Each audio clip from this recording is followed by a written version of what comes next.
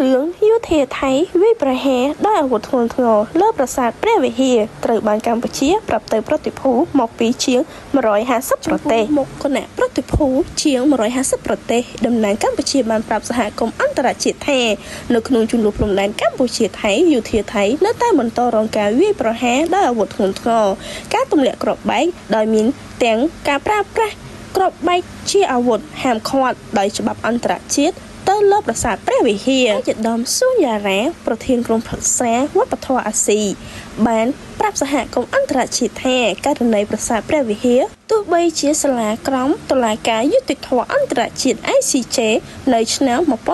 1962និងនៅឆ្នាំ2013បានទទួលថាប្រាសាទនេះនៅក្នុងដែនអតីតភាពកម្ពុជាហើយត្រូវបានចុះនៅក្នុងបញ្ជីបច្ចេកភណ្ឌពិភពលោកនៅឆ្នាំ2008ក៏ដោយសារជម្លោះព្រំដែនកម្ពុជាថៃប្រាសាទព្រះវិហារ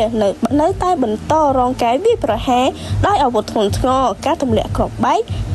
ដែលមាន